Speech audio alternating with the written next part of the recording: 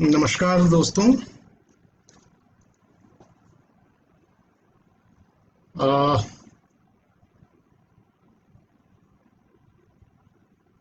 मैं उम्मीद कर रहा हूँ कि आप मेरी आवाज़ सुन पा रहे हैं।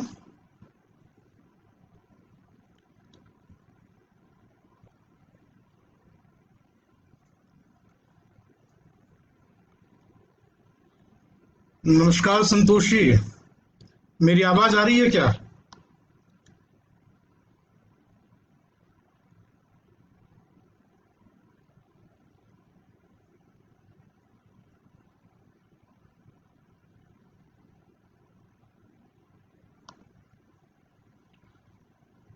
नमस्कार।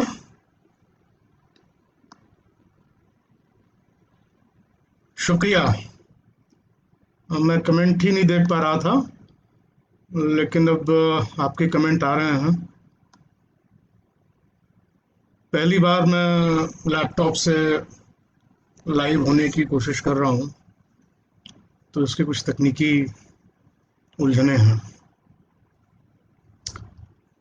बहुत शुक्रिया आप सभी लोगों का इसमें शामिल होने के लिए और समकालीन जनमत का ये मौका देने के लिए। आज मंटो साहब के की यौम पैदाइश के दिन मंटो के बारे में थोड़ी गुफ्तगू हम लोग करें।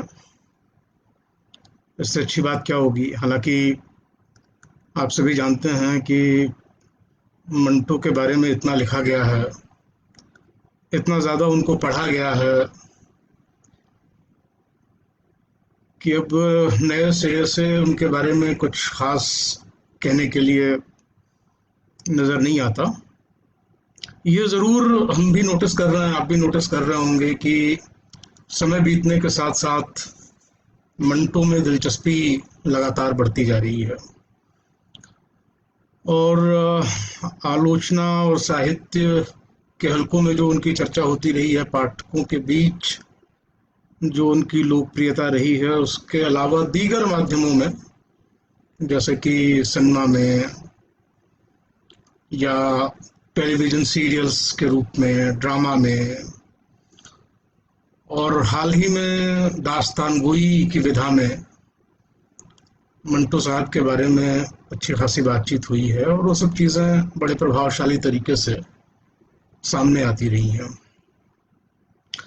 आज के दिन मंटो को भारत के भीतर भी याद किया जा रहा है और पाकिस्तान के भीतर भी याद किया जा रहा है।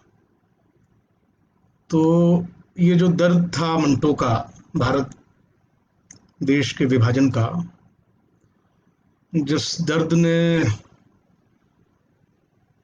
उन्हें बार बार पागल खानों और अस्पतालों की शरण में भेजा, जिसकी वजह से उनकी ज़िंदगी के सबसे कीमती आखिरी साल बहुत तकलीफ में बीते।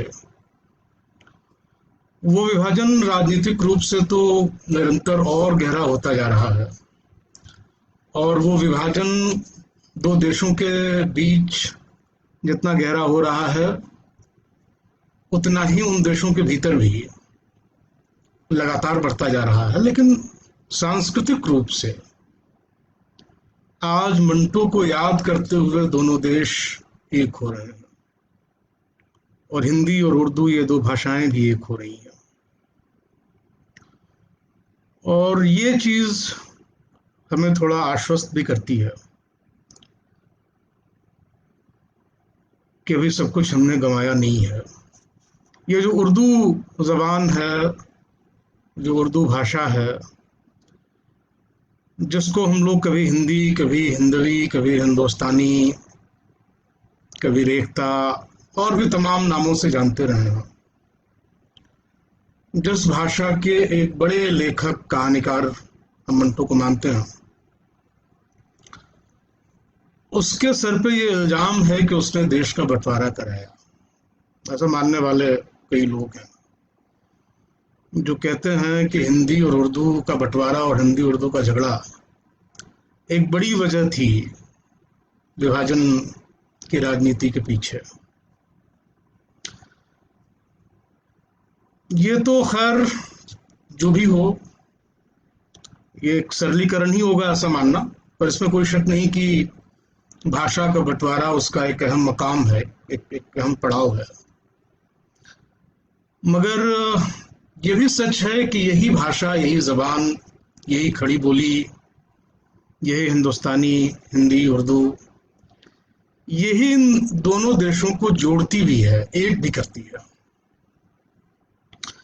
चाहे कितने ही अलग हो, लेकिन इस भाषा के जरिए दोनों देश एक सांस्कृतिक इकाई के रूप में जुड़े हुए हैं।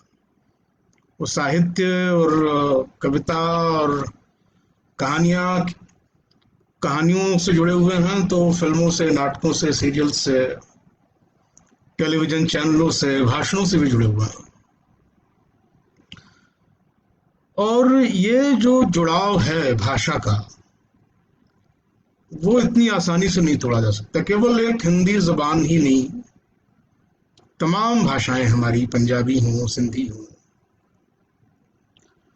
वो सारी भाषाएं हमें एक दूसरे से जोड़ती हैं, वो सारी संस्कृतियां हमें एक दूसरे से जोड़ती हैं, उनसे उनसे जुड़ा हुआ पूरा इतिहास हमें एक दूसरे से जोड़ता है।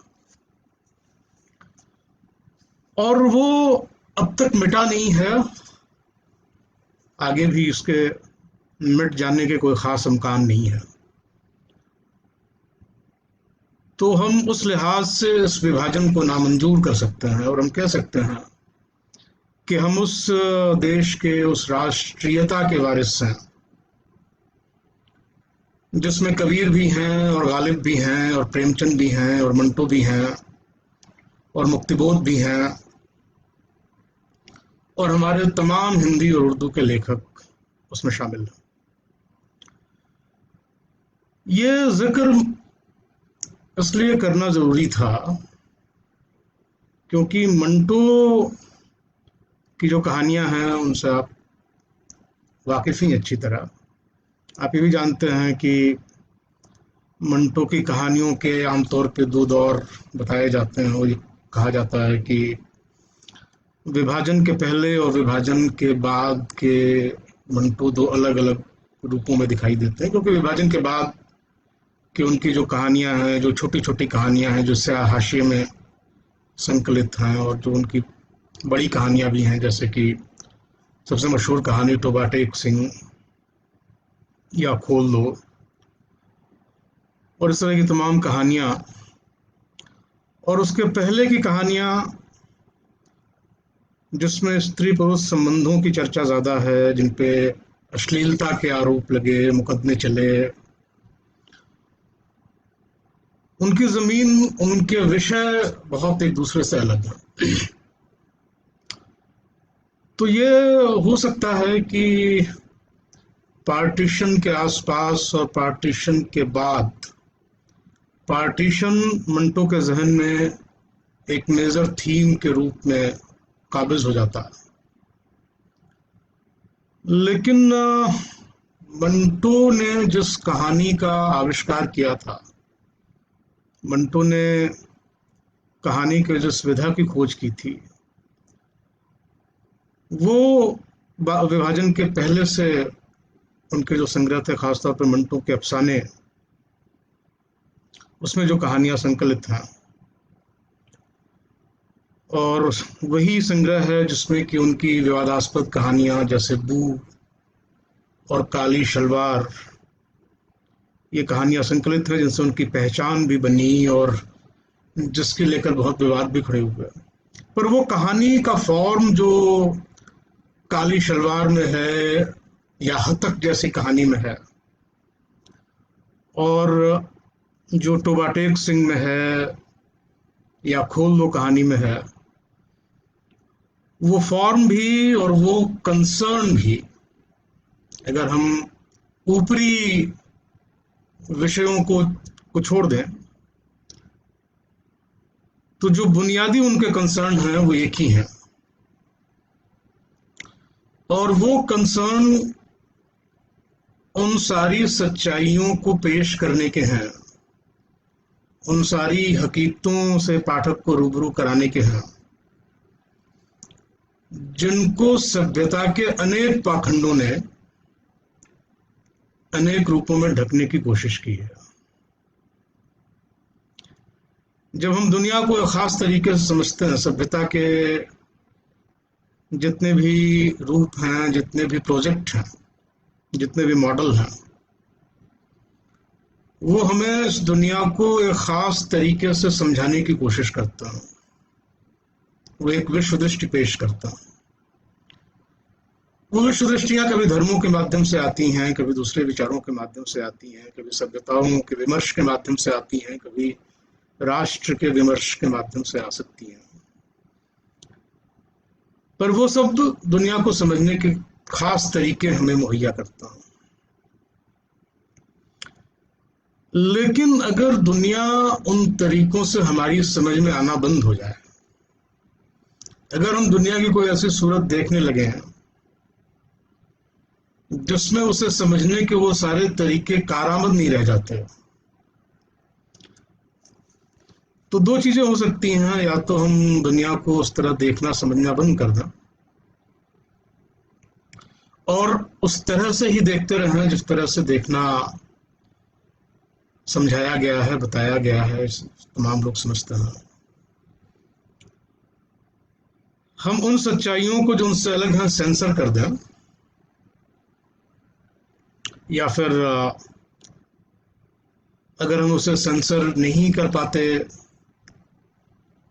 हम लगातार उसे देखते हैं और वो हमें समझ में नहीं आते, हमारी विश्व दृष्टि या हमारे सभ्यता विमर्श के खांचे में वो समा नहीं पाते, तो उससे एक विक्षिप्ति का एहसास, एक पागलपन का एहसास पैदा होता है। और यह जो विक्षिप्ति है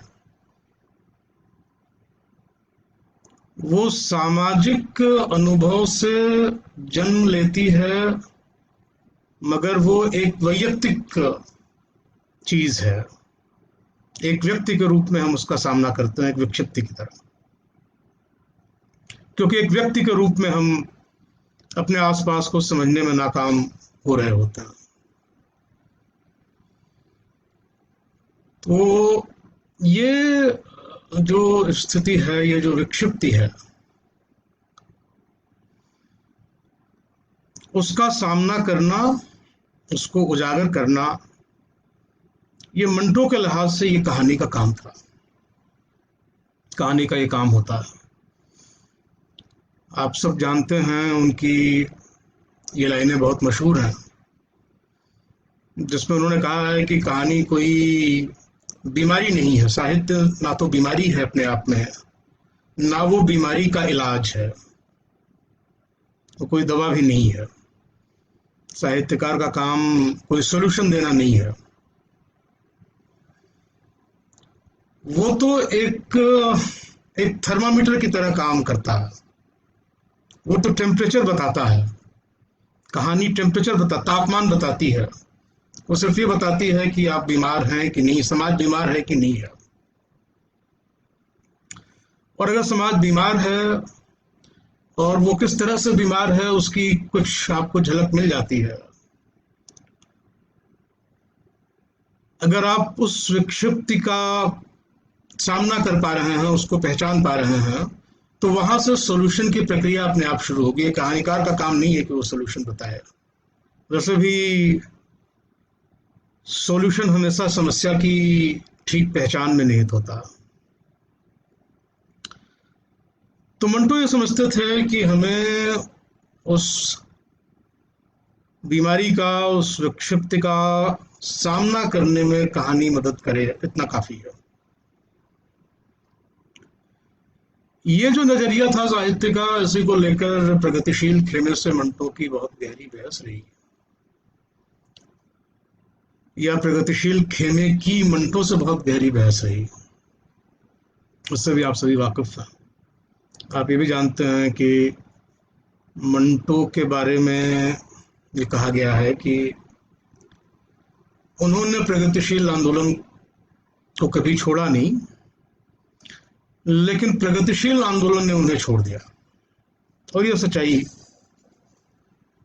है। तो हमें आज इस पर भी गौर करना चाहिए कि आखिर प्रगतिशील आंदोलन ने उन्हें क्यों छोड़ा, वो मसले क्या थे, वो बुनियादी मुद्दे क्या थे। और आज क्यों प्रगतिशील आंदोलन के लोग फिर से मंटो की जरूरत को शिद्दत से महसूस कर रहा हूं।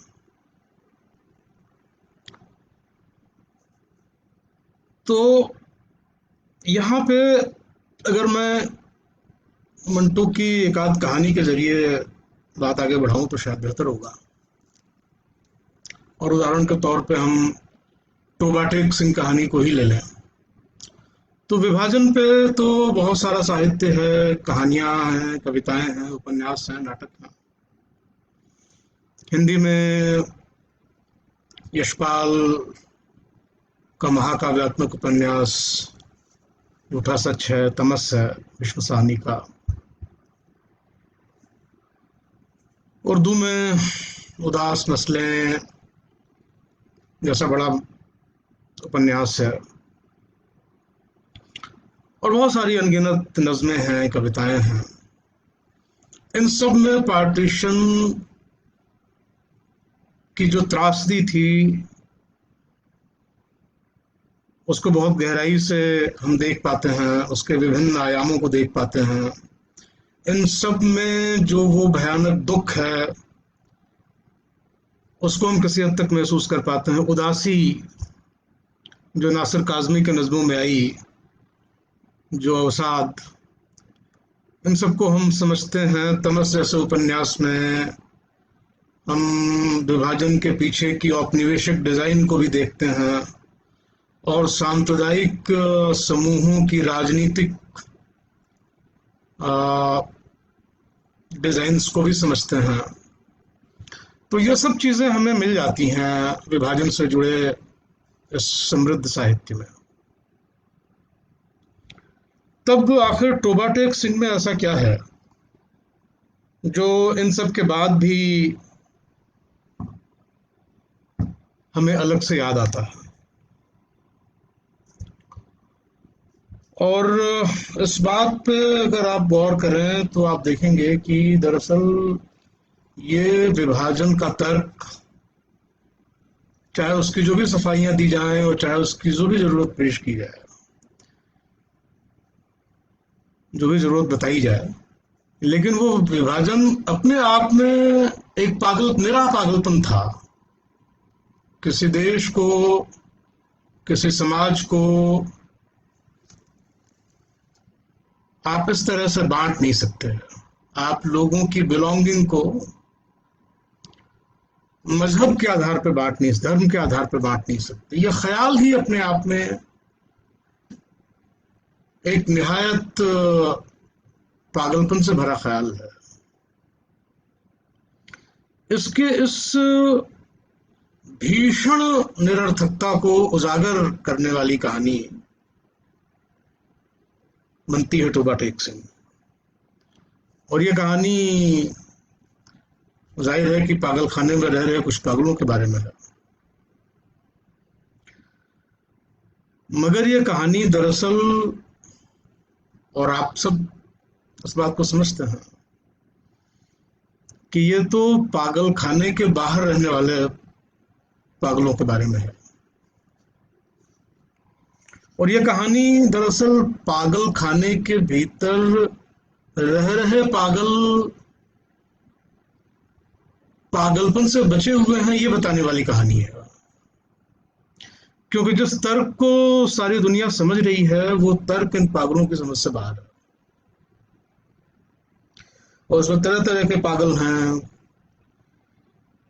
मुसलमान पागल हैं, सिख पागल हैं, उसमें कुछ ऐसे पागल हैं दरअसल पागल ही नहीं है, जिन्हें पागल डिक्लेयर करके भेज दिया गया वहां पे। और इन सब पागलों के पागलपन के अलग अलग रूप हैं,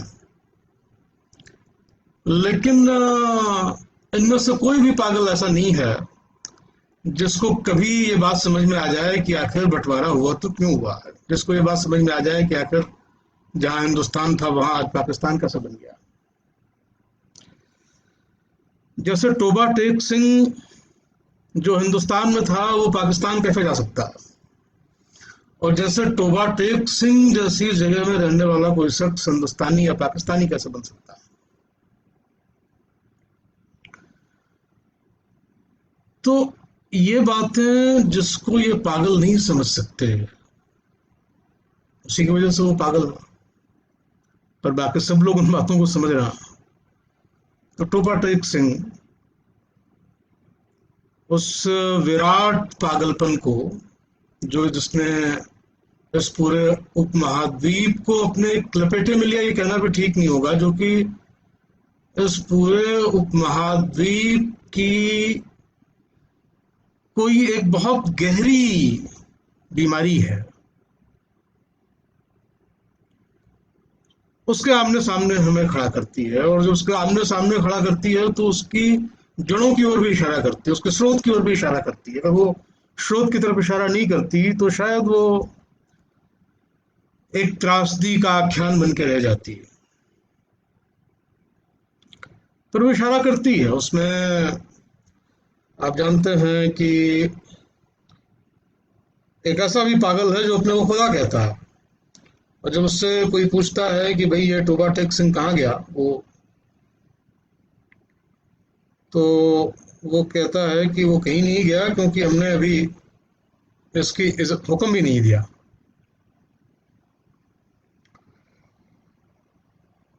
वो पाकिस्तान में है न हिंदुस्तान में, इसलिए कि हमने अभी तक हुक्म नहीं दिया।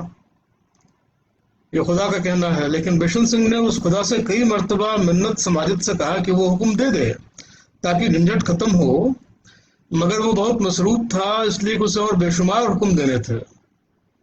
एक दिन तंग आकर उस पर बरस पड़ा। ऊपर दी गुड़गुड़ दी अनायक्स दी बेध्याना दी मूंग दी दाल, वाहे गुरु जी दा खालसा एंड वाहे गुरु जी की फतह, जो बोले सुनिहाल सत श्री अकाल। उसका शायद ये मतलब था कि तुम मुसलमान के खुदा हो, सिखों के खुदा होते तो जरूर मेरी सुनते। तो ये जो खुदा है वो खुदा लोग भी मुसलमानों के हैं, सिखों के हैं, हिंदुओं के हैं। और वो जो मुसलमानों का खुदा है वो मुसलमानों की बात सुनेगा, जो हिंदुओं का भगवान है वो हिंदुओं की बात सुनेगा। ये जो विभाजन धर्म की चेतना पैदा करती है,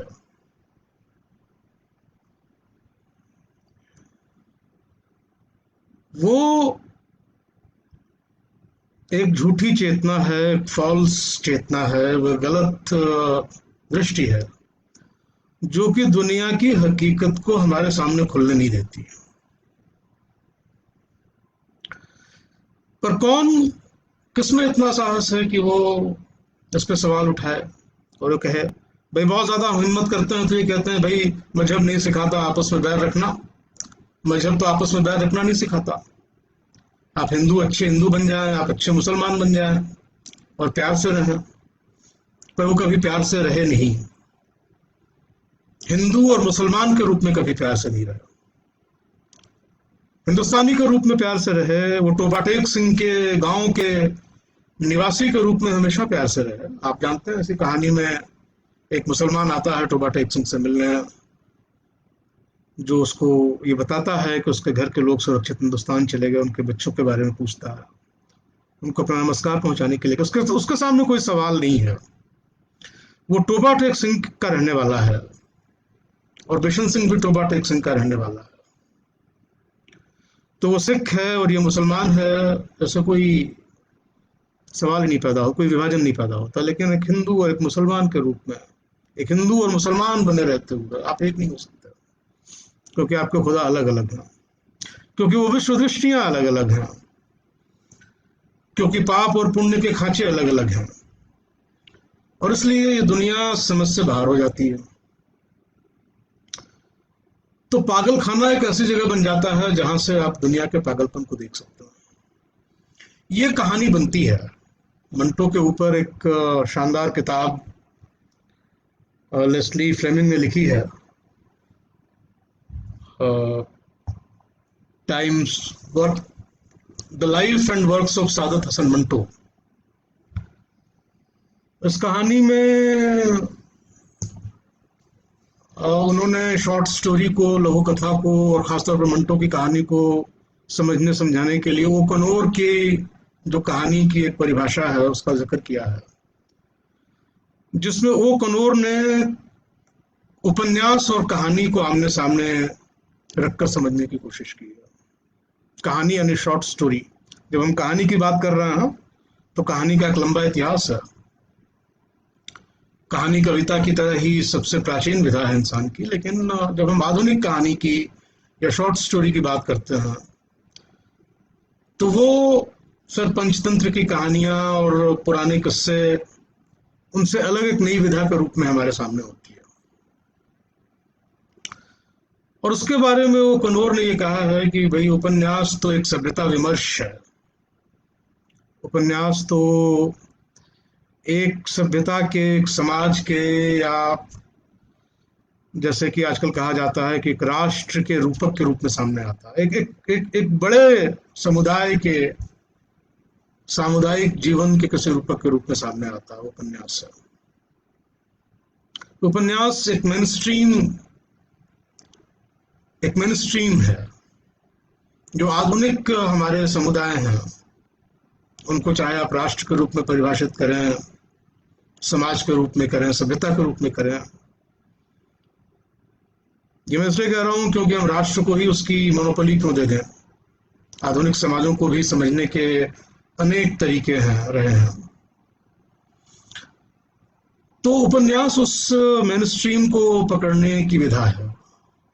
मगर कनौर का कहना है कि कहानी या शॉर्ट स्टोरी जो हाशिए पे छूट जाते हैं लोग, जो मेन स्ट्रीम के नीचे दबा दिए जाते हैं,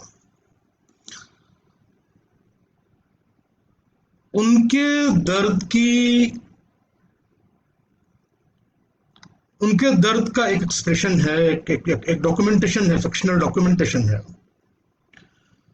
और इसलिए वो कहते हैं कि वो एक तरह से व्यक्ति के अकेलेपन की आवाज बनती है कहानी, क्योंकि वो इंसान, वो लोग, वो समुदाय, वो पहचाने जो पीछे ढकेल दिए गए हैं, जो कुचल दिए गए हैं, वो एक खास तरह के अकेलेपन को जीने के लिए मजबूर होता है।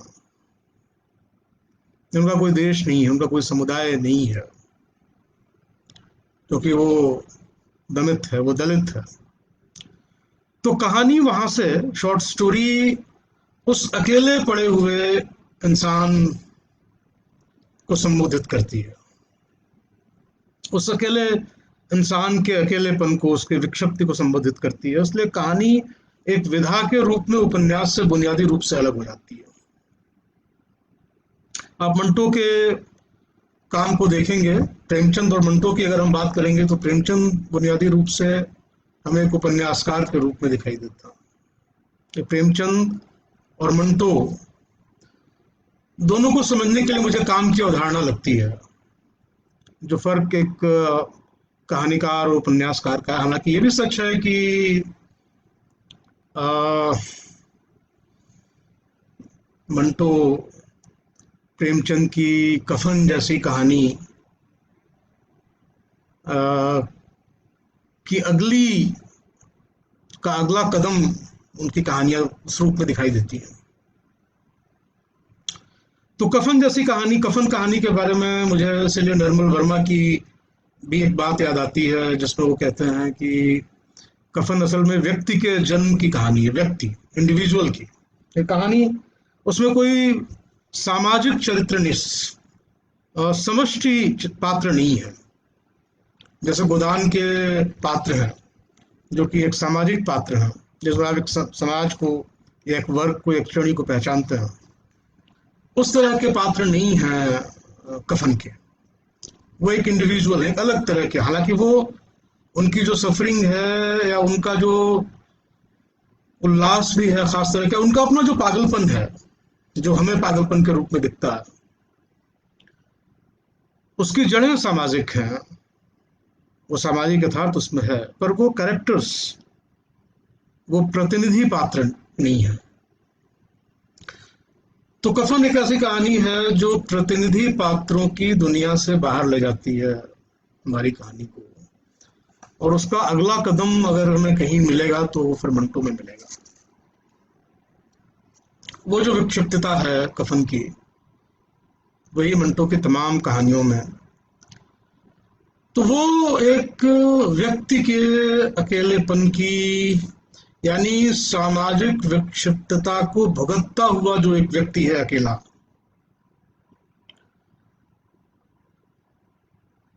उसकी दास्तान, उसकी कहानी के रूप में वो चीज सामने आती है। पर वो जो विक्षिप्ति है समाज की, उसके पीछे सामाजिक संस्थाएं हैं। मेहर भाई, मैं ये आप कह रहे हैं कि मैं सिनेमाई दुनिया के किस्सों की चर्चा करूंगा जिन्हें गंजे फरिश्ते शीर्षक से पढ़ा जा सकता है,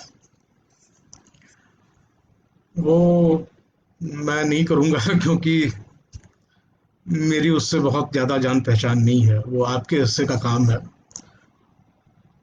तो कभी उस आपसे ही उसकी चर्चा होगी। पर हम जो फिक्शन की बात कर रहे थे, असल में हिंदी और उर्दू कहानी के विकास को जब हम अलग अलग पढ़ते हैं, तो प्रेमचंद और प्रेमचंदोत्तर तक पहुंचने में हम प्रेमचंद से जैनेन्द्र तक पहुंच जाते हैं, जबकि प्रेमचंद से जैनेन्द्र तक पहुंचा ही नहीं जा सकता।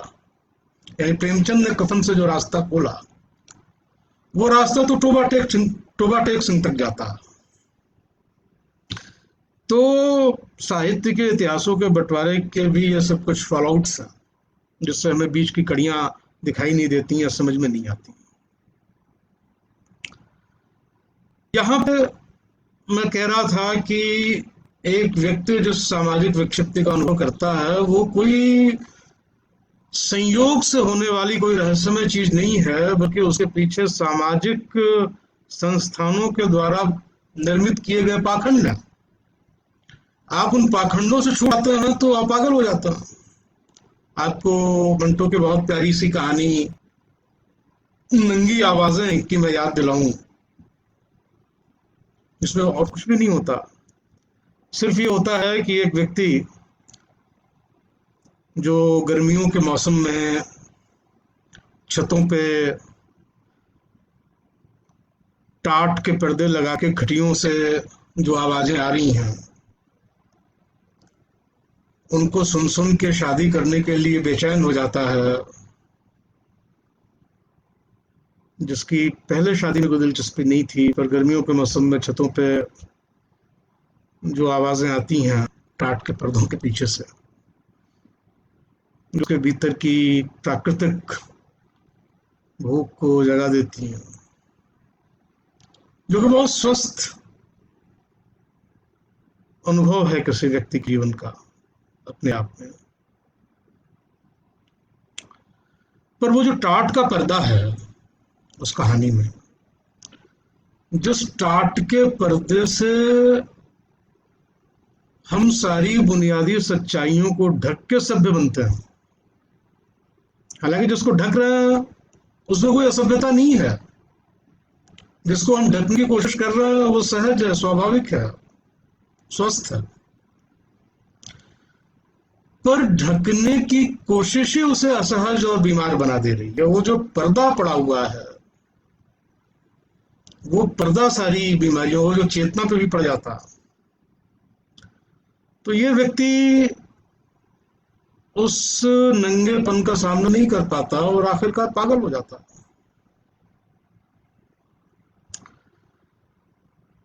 तो जो काम चलाऊ सांचे हैं, अब ये इसके पीछे है क्या? ये पर्दे कौन डालता? ये पाखंड के पर्दे सामाजिक राजनीतिक संस्थानों की ताकत से पैदा होता है। और यहाँ पे मैं एक और अद्भुत कहानी मंटो की, हतक, जो अपने आप में बहुत ही कंट्रोवर्शियल रही है, और बू की तरह हतक भी एक ऐसी कहानी रही है जिसकी लानत मलामत प्रगतिशीलों ने भी बहुत की है। आप जानते ही हैं कि ये बू कहानी थी जिसको लेकर सज्जाद जहीर ने भी मंटो की सार्वजनिक रूप से आलोचना की थी हैदराबाद के उर्दू लेखक सम्मेलन में नाम लेके। और ये वो कहानी थी जिसको लेके अली सरदार जाफरी बहुत नाराज थे, और भी इस तरह की कहानियां जिनमें हतक भी एक कहानी शामिल है।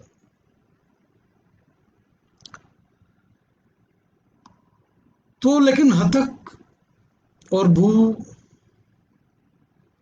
या काली शलवार,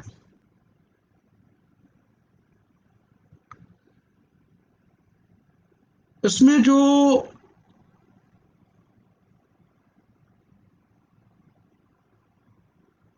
चरित्र हैं वो ठीक उसी तरह से व्यापक समाज के चरित्र को उद्घाटित करते हैं जैसे टेक सिंह के पागल करते हैं। तो इन कहानियों में आप सेक्स वर्कर्स से मिलते हैं, जैसे हतक कहानी में सुगंधी है।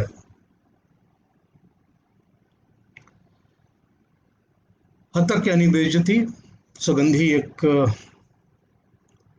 सेक्स वर्कर है, लेकिन वो एक बहुत ही संवेदनशील स्त्री भी है, और किसी भी स्त्री की तरह वो प्रेम की जरूरत को महसूस करती है, प्रेम करती है।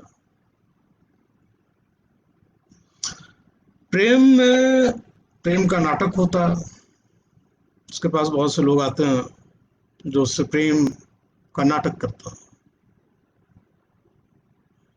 दो तरह के लोग आते हैं, एक तो वो होते हैं जो सीधे सौदेबाजी करते हैं। जो सौदेबाजी करते हैं वो काम का हिस्सा है,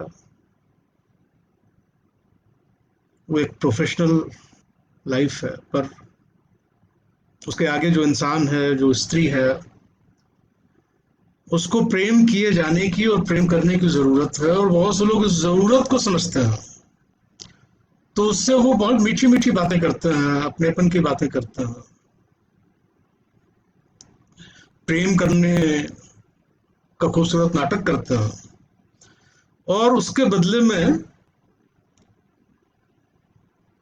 न केवल उसका कोई खर्चा उन्हें नहीं देना पड़ता, उल्टे वो उसकी जेब भी काटने में सफल हो जाते हैं, उसका उल्टे उसका आर्थिक शोषण करने में कामयाब हो जाते हैं।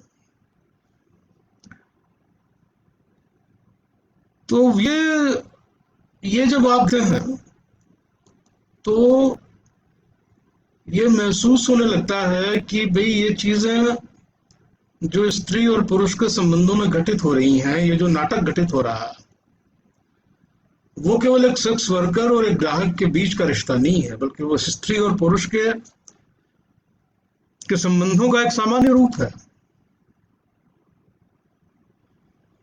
उसमें या तो सौदेबाजी है या प्रेम का नाटक है, प्रेम का ड्रामा है।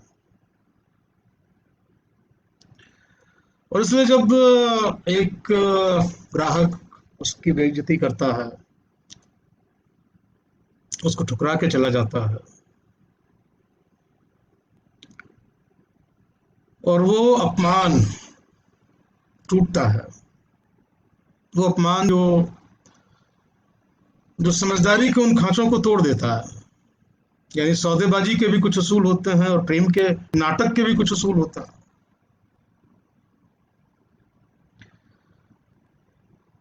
तो सौदेबाजी के उसूलों में आप अपमानित नहीं कर सकते ग्राहक और विक्रेता के बीच। सौदेबाजी करने और ना करने का रिश्ता तो हो सकता है, लेकिन अपमानित करने का रिश्ता नहीं हो सकता।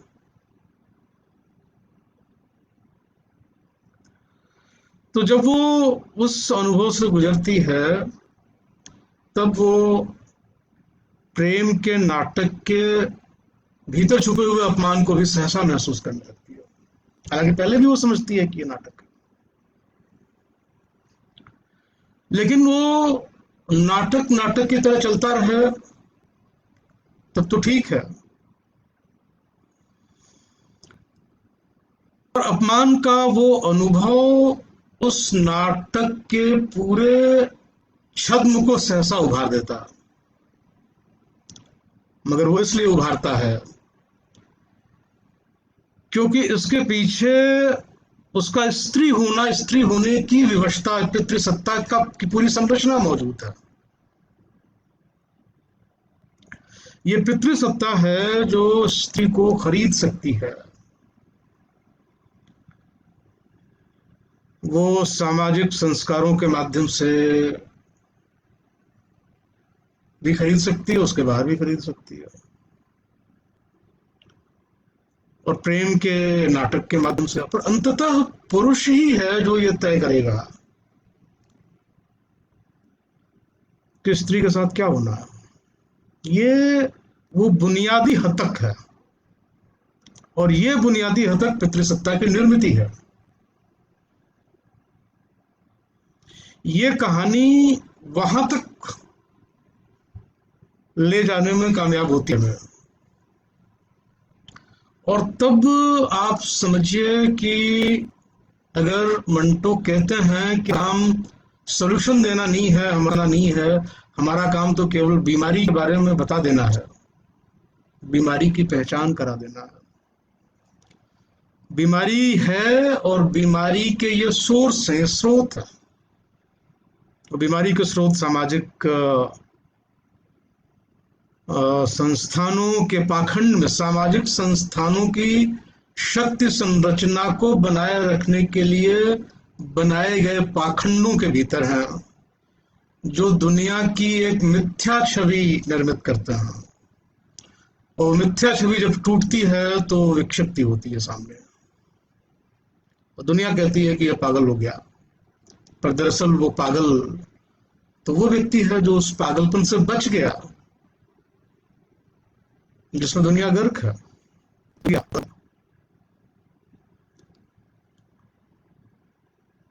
हेलो,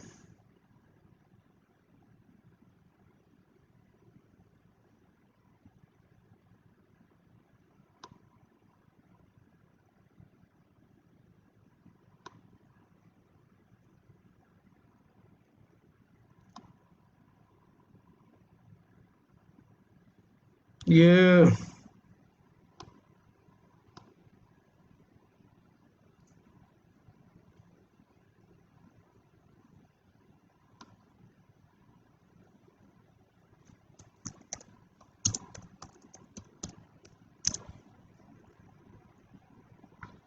कुछ समझ में नहीं आ रहा है कि क्या हुआ।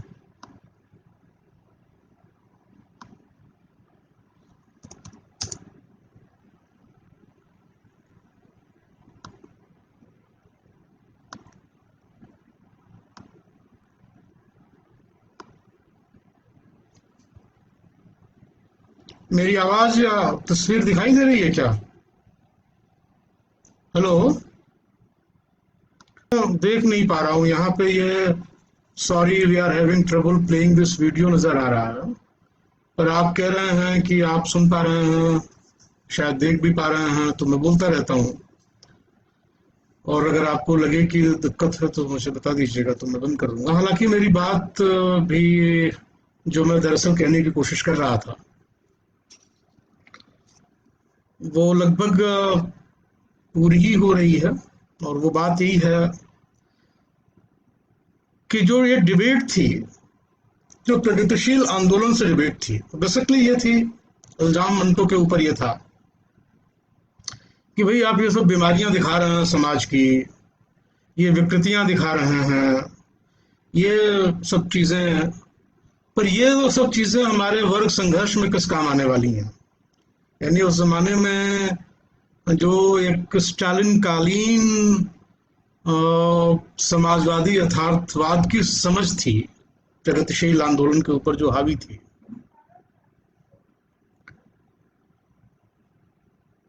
उसके भीतर से पैदा हुई एक मांग थी।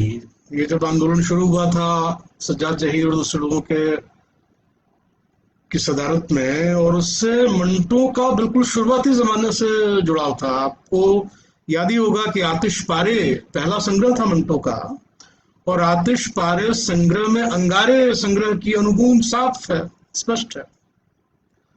तो इस तरह एक तरह से अंगारे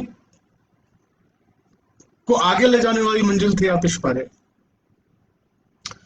और ये सब साथ रहने वाले लोग थे, अच्छे दोस्त थे, और प्रगतिशील आंदोलन ने मंटो का अपने एक मजबूत साथी के रूप में बहुत जोश के साथ स्वागत भी किया था। लेकिन जमाने के थोड़े समय के बाद जब उनकी हतक जैसी कहानियां, बू जैसी कहानियां आने लगी, काली शलवार जैसी कहानियां आने लगी।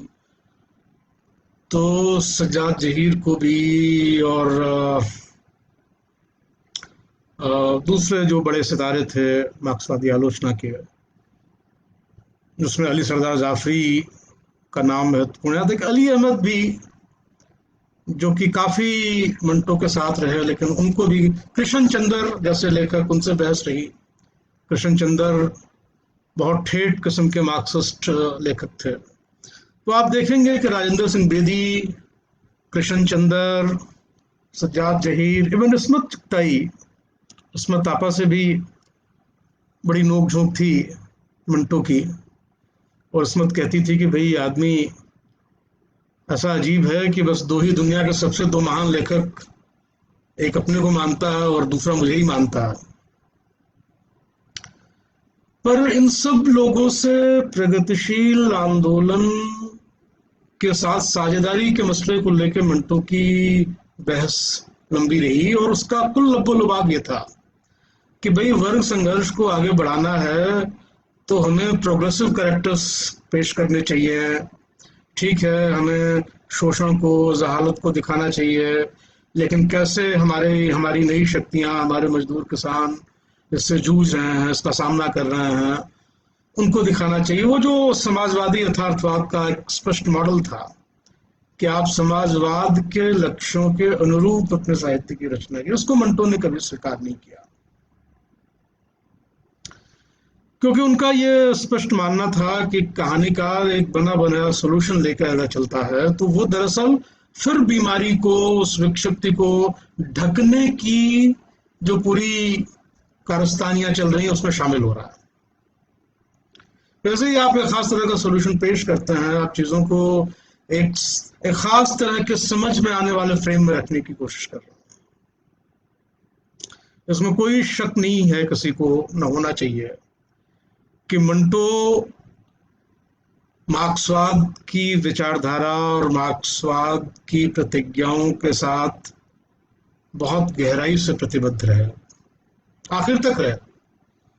आपके बाद भी उन्होंने जो चिट्ठियां लिखी हैं, चचा साम के नाम जो मशहूर खत हैं उनके, जो उनके निबंध हैं ढेर सारे, इसमें उन्होंने कम्युनिस्ट पार्टियों की, रूसी कम्युनिज्म की भी विस्तार से चर्चा की है, उद्देश्यों की चर्चा की है। ये सब कहते हुए भी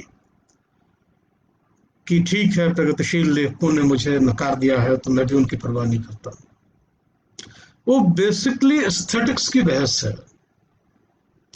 कि कहानी का काम क्या है। क्या कहानी का काम समझदारी का एक खाका पेश करना, एक सोल्यूशन पेश करना है, या ऐसे तमाम खाकों और सोल्यूशन से जिस सच्चाई को ढका जा रहा है उस सच्चाई को उभार के सामने रख देना। तो एक्सपीरियंस में वो भी एक नॉन आइडियोलॉजिकल चीज नहीं है। एक्सपीरियंस को मुक्तिबोध में भी आप देखेंगे तो एक साहित्यिक की डायरी में ये बहस एक दूसरे रूप में चलती हुई दिखाई पड़ेगी। यहाँ वो कहता है कि सेंसरशिप, एक्सपीरियंस को सेंसर करना, किसी भी रूप में अनुभव को सेंसर करना, वो सत्ता संरचनाओं से जुड़ी हुई चीज है। और सर्वहारा के लेखक का काम यह है कि वो उन सेंसरशिप से को नकारते हुए जो अनुभव है व्यापक समाज का, व्यापक समाज का अनुभव ही तो मजदूर और किसान का और सर्वहारा का अनुभव होगा, तो वो उसको सेंसर न करे, उसको सामने रखे। उसकी अपनी एक आइडियोलॉजी है। तो मुझे तो ये इस लिहाज से मुक्तिबोध और मंटो आपस में जुड़ते हुए दिखते हैं। आप में से मित्र ने कहा कि मैं फैज और इस पे भी कुछ बात करूं, मंटो पे। देखिए, फैज तो मेरे बड़े प्रिय शायर हैं, आप सब जानते ही हैं, और आप सभी के बड़े प्रिय शायर हैं। लेकिन फैज जो हमारा ये प्रगतिशील आंदोलन की जो समाजवादी सौंदर्य शास्त्र की पताका है, उससे वो कभी डिगते नहीं है। तो फैज के यहाँ आपको एक निराशा तो संघर्ष के दौरान जो पैदा होती है, जिसमें कि शक्तियों का जो असंतुलन है उसके कारण जो निराशा पैदा होती है, वो घनघोर निराशा जरूर महसूस कई बार करने को मिल जाती है। और उस लिहाज से वो और भी दूसरे किस्म के फार्मूलेबद्ध प्रगतिशीलों से अलग है, जो कि निराशा मात्र को ही एक बुर्जुआ चीज मान लेते हैं। तो फैज तो वैसा नहीं करते हैं, उनके यहाँ वो उस निराश, लेकिन वो उस निराशा का हमेशा सामना करते हैं, उसको हमेशा आइडियोलाइज करते हैं कि भाई ठीक है, निराशा वगैरह तो है लेकिन हम इसको पार कर जाएंगे, इसके आगे निकल जाएंगे। ये जो एक मार्क्सिस्ट आशावाद है, निराशा के बीच भी आशा वाला, उसको फैज कभी छोड़ते नहीं है। तो आशा निराशा का ये जो बाइनरी है, उस बाइनरी को फैज कभी नहीं छोड़ते। बड़ा काम किया उन्होंने, वो एक अलग तरह का इलाका है। मगर फैज ने जो काम, मंटो ने जो काम किया है, उसमें आशा और निराशा कोई फ्रेमवर्क ही नहीं है। वहां केवल सच्चाई है, वहां केवल एक्सपीरियंस है, वहां केवल अनुभव है। और वो अनुभव जो कि स्त्री के जीवन का अनुभव, पितृसत्ता का अनुभव है, वो सेक्स वर्कर्स की कहानियों के माध्यम से आता है। और जो दूसरे राष्ट्रीय जीवन के भागीदार हैं, उनकी जो सच्चाइयां हैं वो पागलों के अनुभव के माध्यम से आती हैं। वो पागलों, ये जो वो कनौर की बात यहाँ आ जाती है कि जो हाशिए में डाल दिए गए, जो ढकेल दिए, जो कुचल दिए गए। जब आप हाशिए पे जाके देखते हैं मुख्य धारा को, तो आपको उसकी हकीकत दिखाई देती है। मुख्य धारा को देखने के लिए आपको उससे बाहर निकल के हाशिए पे जाना होगा, स्याह हाशियों पे जाना होगा। तो स्याह हाशियों पे जाके जब आप सच्चाई को देखते हैं, जब आप उस अनुभव को पेश करते हैं, तो आप बीमारी को, उस विकृति को पहचानते हैं, पहचानने लगते हैं, पहचानना शुरू करते हैं। और जब आप बीमारी और विकृति को पहचानना शुरू करते हैं, तो वहां से, उस पहचान से अपने आप सॉल्यूशन पैदा होना शुरू होता है। तो शायद ये कारण है कि आज मंटो हमें जितने रेलेवेंट लगते हैं इस दौर में, महामारी के इस दौर में भी खास तौर पे। इस समय आप देखिए कि आपको फ्रेंच काफका जैसे लेखक रेलेवेंट ज्यादा लगता है, मंटो जैसे लेखक रेलेवेंट ज्यादा लगता है, जो कि आइडियोलाइज करने का काम नहीं करते, जब यथार्थ को आइडियोलाइज नहीं करते, उसको वो जैसा है वैसा देखने की ताक पैदा करना। हालांकि इस पे उत्तराधुनिक लोगों की तरफ से ये सवाल उठाया जा सकता है कि भाई यथार्थ जैसा है वैसा है का क्या मतलब होता है? सारा यथार्थ तो एक कंस्ट्रक्ट है। मगर सारा यथार्थ अगर कंस्ट्रक्ट है, तो उस कंस्ट्रक्ट के परे तो कुछ होगा। अगर उस कंस्ट्रक्ट के परे कुछ नहीं है, तो वो सारे के सारे कंस्ट्रक्ट बिल्कुल काल्पनिक, अस्तित्वहीन कंस्ट्रक्ट होंगे। पर कंस्ट्रक्ट दरअसल एक आइडियोलॉजी है, जो सच्चाई को एक खास तरह से डिफाइन करती है, ताकि वो सच्चाई अपने रॉ रूप में, अपने कच्चे रूप में दिखाई नहीं पड़े, अनडिफाइंड। तो मंटो ने और अस्तित्ववादी, आधुनिकतावादी लेखकों ने जो कोशिश की, वो रास्ता निकाला। और आज लगभग 100 साल, 108 बरस हो गए शायद मंटो को गए हुए।